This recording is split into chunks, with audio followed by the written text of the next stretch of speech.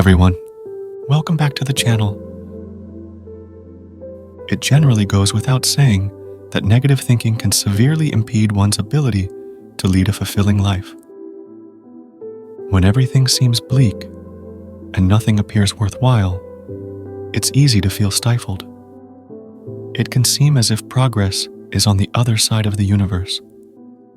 Nowadays, more often than not, should you choose to publicly vent about your struggles, you'll come into contact with someone who'll take great pride in telling you that you have a negative mindset and that you need to adopt a positive outlook. While maintaining a positive mindset is generally more advantageous than a negative one, the modern obsession with positivity has consequences far more severe than we might initially surmise. This brings us to an important discussion about the rise of and constant and consistent promotion of toxic levels of positivity.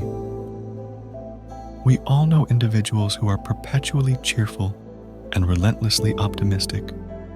We may even become suspicious of such people, as our intuitions inform us that such elevated levels of positivity and happiness are not so easily attainable. We observe as these people seem to approach every scenario with unwavering positivity, offering platitudes regardless of the situation. Don't worry, just look on the bright side. Or, you'll be fine, just be more positive. Despite seeming dismissive and annoying, many of those responses are often a genuine attempt to reassure by well-meaning people. They also stem from a kind of blissful ignorance that may appear harmless, but the cumulative impact isn't as harmless as it may appear.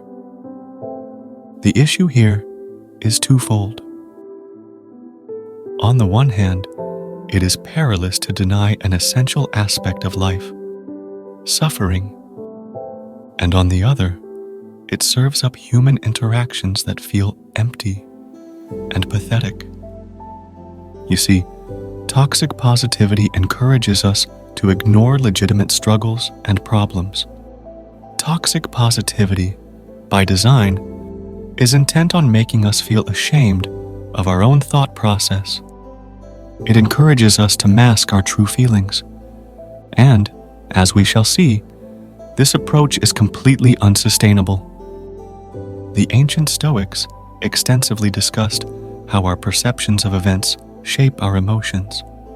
As Epictetus said, men are disturbed not by things, but by the principles and notions which they form concerning things. Death, for instance, is not terrible, else it would have appeared so to Socrates, but the terror consists in our notion of death, that it is terrible. From a Stoic viewpoint, positivity is a mindset that helps us see the bright side of things, but achieving this requires great effort. When faced with a terminal illness, for example, it's unrealistic to expect someone to simply look on the bright side and feel at ease. This so-called philosophical ideal doesn't align itself with the reality of human nature, which involves experiencing deep grief and sorrow. Denying the reality of negative emotions can never amount to good health.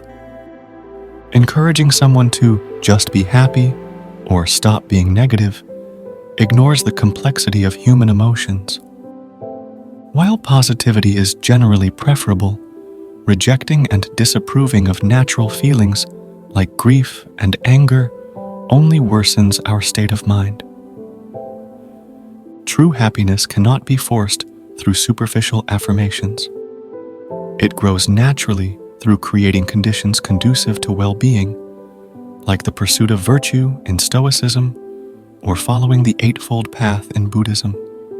What is even more concerning is the enforcement of positivity and the ever-growing marching band of disciples who religiously command us to adhere to an impossible and detrimental standard. The enforcers insist on surrounding themselves with upbeat, cheerful people, naively expecting perpetual happiness. Should any of us upset the status quo, we will be informed without haste that "You are bringing me down," or "Your negativity is rubbing off on the rest of the group." I believe that these utterances are admissions of severe and crippling self-doubt and immaturity, not to mention a lack of the desire to be empathetic.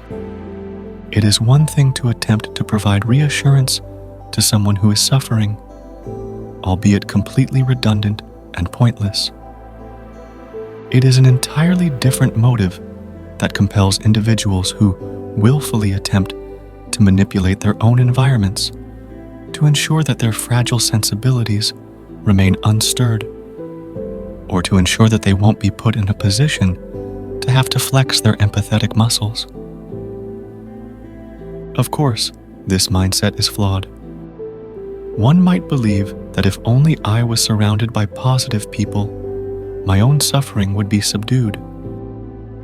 However, this suggests that others are responsible for your current mental state. If one decides to delegate the responsibility for such to others, then it is safe to assume that they have not reached a level of maturity in which they've acquired the tools to be responsible for their own self. It is not, and should never be, the business of other people to alleviate your own suffering. While avoiding toxic negativity is wise, expecting constant positivity is unrealistic and counterproductive. The world is a never-ending juxtaposition between good and bad experiences. Rejecting either means denying a significant aspect of human existence.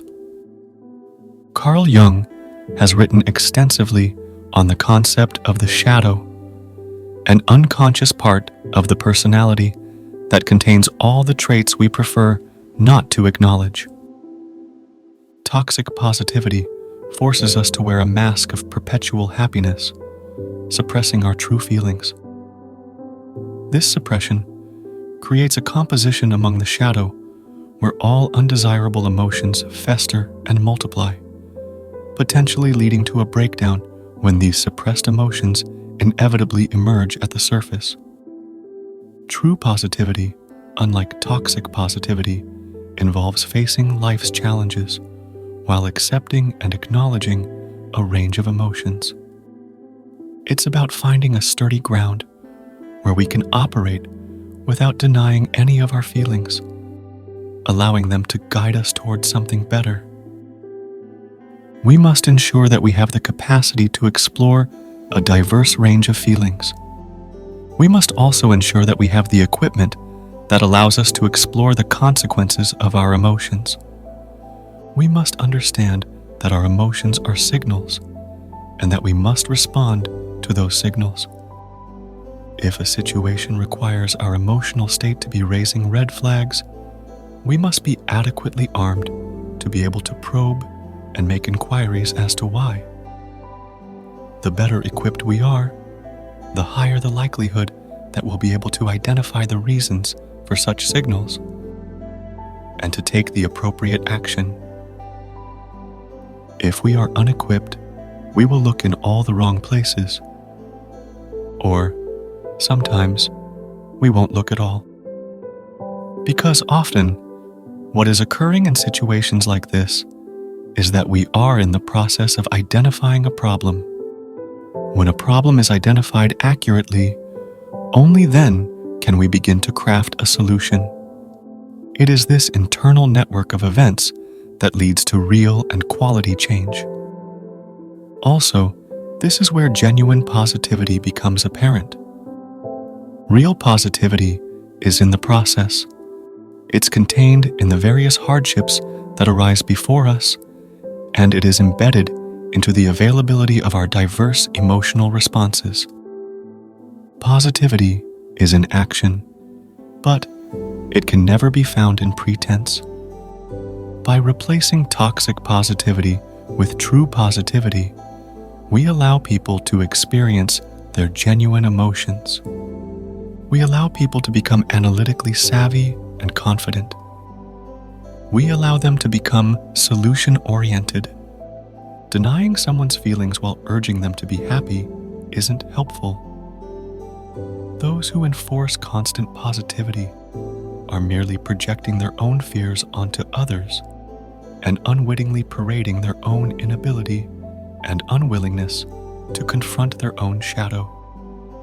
They miss out on the full spectrum of human experience by denying both themselves and others the right to feel. All in all, the human experience is tough. We are not supposed to be happy all the time. Neither are we supposed to be sad and anxious all the time. Rather, we are supposed to experience the full range. It is completely absurd to suggest otherwise. When times become tough, it is essential that we are enabled to process all that is happening. Only then can we achieve some form of mature resolution. Should we not have the ability to not only experience the range, but to grapple with it out in the open, we can only be setting ourselves up for a pitiful existence. In order to fully integrate our shadow, we must be courageous. We must be confrontational. We must be authentic, open, and honest with ourselves and others. And if we are to achieve the aforementioned, we must resist toxic positivity at every turn. Now, this does not mean that we should isolate ourselves or expel such individuals from our environment. That would be impossible given their numerical advantage. But we must immunize ourselves from the impact of such people and openly question the values on which their philosophical leanings are based. Thanks for watching. Please consider liking and subscribing if you enjoyed today's discussion. As always, if there is anything that you'd like me to cover or clarify, leave a comment. See you soon.